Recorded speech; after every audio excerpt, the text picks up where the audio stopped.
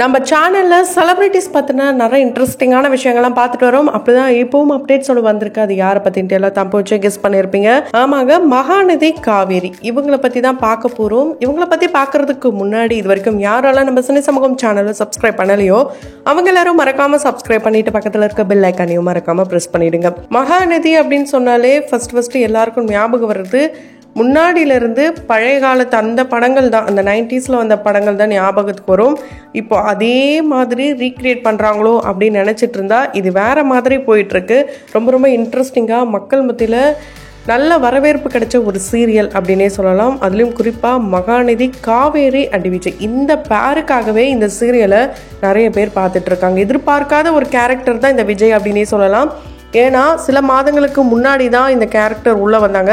கடைசியாக காவேரி நிவின் கிட்ட இருந்து பிரிஞ்சு விஜய் கூட பேர் பண்ணது மட்டும் இல்லாமல் இப்போது காவேரியோடைய இந்த ப்ரெக்னன்சி சீன்ஸ்லாம் போயிட்டுருக்கு. உண்மையாலே பார்க்க ரொம்ப இன்ட்ரெஸ்டிங்காக இருக்குது. அண்ட் இந்த ரெண்டு பேருமே ரொம்ப க்யூட்டான பேர் அப்படின்ட்டு இவங்களுக்குன்னு தனியாக ஃபேன் ஃபாலோவர்ஸ் நிறைய பேஜஸ் ஓப்பன் பண்ணியிருக்காங்க. ஸோ இந்த அளவுக்கு வந்திருக்கிறதுக்கு பின்னாடி பல வழிகளை கடந்து தான் ரெண்டு பேருமே வந்திருக்காங்க. அதில் இப்போ நம்ம பார்க்க போகிறது காவேரியை பற்றி பார்க்க போகிறோம்.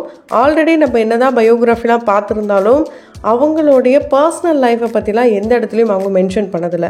ஆனால் ஒரு சில விஷயங்களை அவங்க சொல்லியிருக்காங்க. அது எங்கே சொல்லியிருக்காங்க, என்ன சொல்லியிருக்காங்க, இதெல்லாத்தையும் தொடர்ந்து இந்த வீடியோவில் பார்க்கலாம். அதுக்கு முன்னாடி இந்த வீடியோ பார்க்குற நீங்கள் வீக்கா ஃபேன்ஸாக இருந்தீங்கன்னா வீக்கா ரெட் ஆர்டினோட கமெண்ட் பாக்ஸில் கமெண்ட் பண்ணுங்கள். ஒவ்வொருத்தருக்குமே சினிமா இண்டஸ்ட்ரிக்குள்ளே வரணும் அப்படின்னா யாராவது ஒருத்தவங்க ஒரு இன்ஸ்பிரேஷனாக இருந்திருப்பாங்க. ஸோ அந்த மாதிரி இவங்களுக்கு இன்ஸ்பிரேஷனாக இருந்தது யாருன்னு பார்த்தீங்கன்னா தளபதி விஜய் அவர்கள் தானா. இவங்களுடைய ரியல் லைஃப்லேயும் விஜய் தாங்க.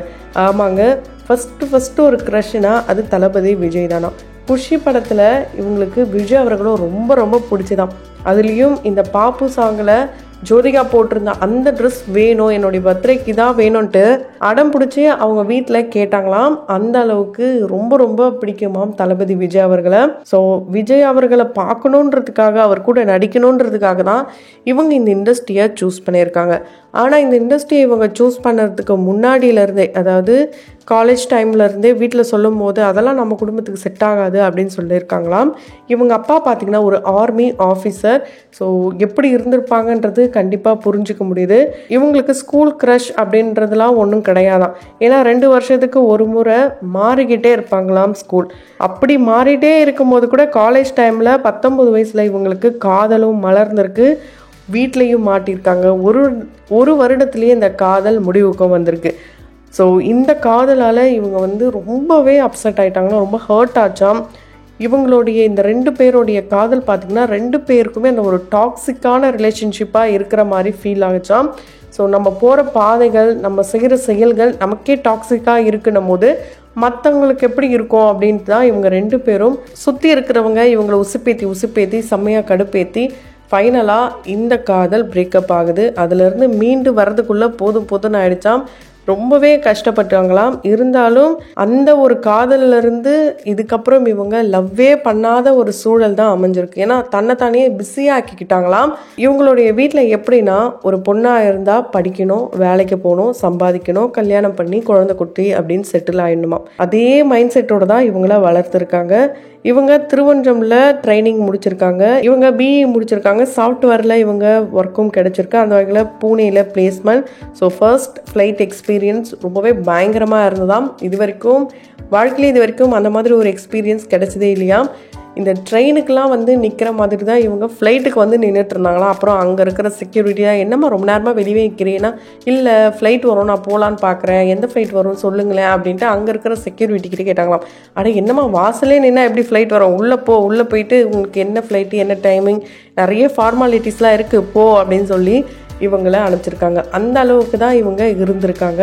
இவங்க ஒர்க் பண்ணிகிட்டே இருக்கும்போது இவங்களுக்குள்ள நம்மளுடைய பேஷன் இது இல்லையே, நம்ம நடிக்கணும் தானே ஆசைப்பட்டோம், நம்ம அதுக்கு ட்ரை பண்ணலாம் அப்படின்னு சொல்லி இவங்களுக்கு ட்ரை பண்ணுறதுக்கான ஒரு வாய்ப்பு கிடைக்குது. மாடலிங்கும் பண்ணுறாங்க. அதே சமயம் இவங்களுக்கு பன்னிக்குட்டி அப்படின்ற படத்தில் வாய்ப்பும் கிடைக்குது.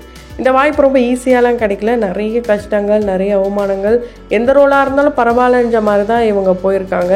அதில் ஒன் ஆஃப் த ஹீரோயினாகவும் இவங்க இருந்திருப்பாங்க.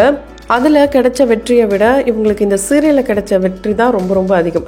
ஏன்னா அந்த படத்தில் இவங்க நடிக்க போகிறேன் அப்படின்னு சொன்னதுமே இவங்களுடைய குடும்பத்தில் யாருமே இவங்ககிட்ட பேசல. குறிப்பாக இவங்க அப்பா அம்மா கிட்டத்தட்ட 4 வருடமாக பேசாமல் இருந்திருக்காங்க. ரொம்ப தனிமையில் இவங்க இருந்திருக்காங்க. ரொம்பவே ஃபீல் பண்ணாங்களாம், அழுவாங்களாம், ரொம்ப ஒரு எமோஷ்னல் டைப்பாகவே மாறிட்டாங்களாம் அந்த 4 வருஷத்தில். இருந்தாலும் நம்ம விடக்கூடாது, நம்ம அப்பா அம்மா நமக்கு இது செட் ஆகாதுன்ட்டு எல்லாரும் சொல்கிற மாதிரி அவங்களும் நினச்சிட்டாங்க. சினிமா இந்த இண்டஸ்ட்ரிலாம் நம்மளை தப்பான வழிக்கு கொண்டு போய்டும் நினச்சி தானே அவங்க அப்படி சொன்னாங்க. நம்ம போகிற பாதை கரெக்டுன்ட்டு அவங்களே அவங்க வாயால் சொல்ல வைக்கணும். அவங்களையும் நம்ம நடிக்கிற அந்த ஆக்டிங்கை பார்த்து பிடிக்க வைக்கணும்னு முடிவு பண்ணி தான் இவங்க கிடைச்ச சின்ன சின்ன ரோல்ஸ்லாம் பண்ணிக்கிட்டே இருக்கும்போது ஒரு பெரிய ஆஃபர் வருது. ஆனால் இது இவ்வளோ பெரிய ஆஃபராக வரும்ன்ட்டு இவங்க நினச்சி கூட பார்க்கலாம். அதுதான் பிரவீன் சார் கொடுத்த மகாநதி காவேரி கேரக்டர். ஸோ லக்ஷ்மி பிரியான்னு இருந்தவங்க அவங்களுடைய ரியல் நேமே மறக்கிற வகையில் காவேரியா எல்லார் மனசுலையும் இடம் பிடிச்சிட்டாங்க. இவங்களுடைய யதார்த்தமான நடிப்பையும் தாண்டி யதார்த்தமான இந்த பேச்சு அண்டு எந்த ஒரு மேக்கப்பும் இல்லாமல் ரொம்ப சிம்பிளாக எலகண்ட்டாக இவங்க இருப்பாங்க. அது ரீலாக இருக்கட்டும், ரியலாக இருக்கட்டும், எங்கே போனாலும் அப்படி தான் இருக்காங்க. உண்மையாலே அதுதான் என்னவோ ஈஸியாக அட்ராக்ட் பண்ண விஷயமா இருக்கலாம். ஏன்னா இப்போ இருக்கிற ஆக்ட்ரஸ்லாம் சும்மா வெளியே போனாலே ஒரு மேக்கப் இல்லாமல் போக மாட்றாங்க. ஆனால் இவங்க டச்சப் இல்லாமல் வந்தால் கூட ரொம்ப அழகாக இருக்காங்கப்பான்னு சொல்கிற வகையில் தான் ரொம்ப ரொம்ப சிம்பிளாக இருக்காங்க. நிறைய பேருக்கு ரொம்ப பிடிச்சிருக்கு. இந்த சீரியல் ஸ்டார்ட் பண்ண அந்த டைமில் பார்த்திங்கன்னா ரொம்பவே அழுகாட்சி சீன் தானா, ஒரு பையன் கேரக்டர் மாதிரி தான் இருந்துதான். அதுக்கப்புறம் போக போக போக இப்போ தான் ஒரு பொண்ணு கேரக்டராகவே இவங்க நடிச்சிட்ருக்காங்க. அதுவும் வீக்காவுடைய இந்த லவ் சீன்ஸ்லாம் பார்க்கும்போது நம்மள அறியாமலே நமக்கு சிரிப்பு வரும் அண்ட் ஒரு வெக்கம் வரும். எல்லாம் கலந்த ஒரு கலவையாக தான் இந்த ஒரு ரோல் இப்போ மாறி இருக்கு. உண்மையாலே இது இவங்களுடைய சக்ஸஸ் பாத் அப்படின்னு தான் சொல்ல முடியும். ஸோ இந்த சீரியல் ஆரம்பித்து 5லேருந்து 6 மாதம் வரைக்குமே அவங்க அப்பா அம்மா பேசலை.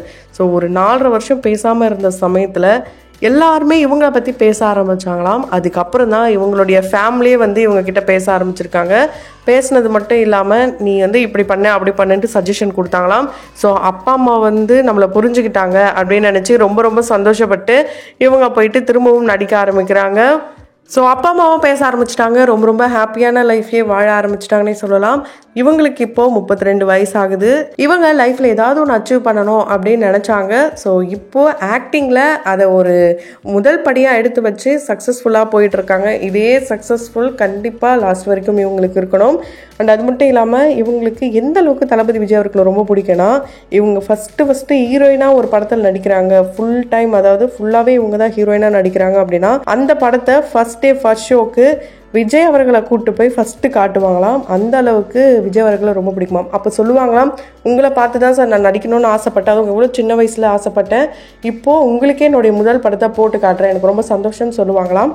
அதாவது வீக்கா அப்படின்னு சொல்கிற விஜய் அண்ட் காவேரி இந்த பேர் பார்த்திங்கன்னா டேக்குன்னு சொன்னால் தான் இந்த ரொமான்ஸாக இருக்கட்டும், என்ன சீன் சொல்கிறாரோ அது மட்டும் தான் நடிப்பாங்களாம். கட்டுன்னு சொல்லிட்டா 2 பேரும் யாரோ அப்படின்ற மாதிரி தான் போயிடுவாங்களாம். இவங்க ரியலாக மாறதுக்கான வாய்ப்புகளும் இருக்காம். இதை நானா சொல்லலைங்க, லக்ஷ்மி பிரியாவே ஒரு இன்டர்வியூவில் சொல்லியிருக்காங்க. அது அவங்களுக்கு ஒர்க் அவுட் ஆகுதுன்னும் போது அதை கண்டிப்பாக ஃபாலோ பண்ணிக்கலாம். இப்போ நிறைய பிரபலங்கள் அப்படி தானே இருக்காங்க அப்படின்ற மாதிரி இவங்க சொல்லியிருக்காங்க. கண்டிப்பாக ரியல் பேராக இருக்கிறவங்க ரியல் பேராக ஆனாலும் நல்லா இருக்குன்னு தான் மக்களுடைய ஆசையாக இருக்குது.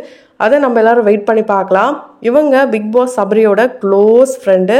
ஸோ இதை பற்றியும் உங்களுடைய கருத்துக்களை மறக்காமல் கமெண்ட் பாக்ஸில் கமெண்ட் பண்ணுங்கள். தொடர்ந்து வீடியோஸ்லாம் பார்க்கணும்னு நினச்சிங்கன்னா உடனே சேனலை சப்ஸ்கிரைப் பண்ணிவிட்டு பக்கத்தில் இருக்க பெல் ஐக்கனையும் மறக்காமல் ப்ரெஸ் பண்ணிவிடுங்க.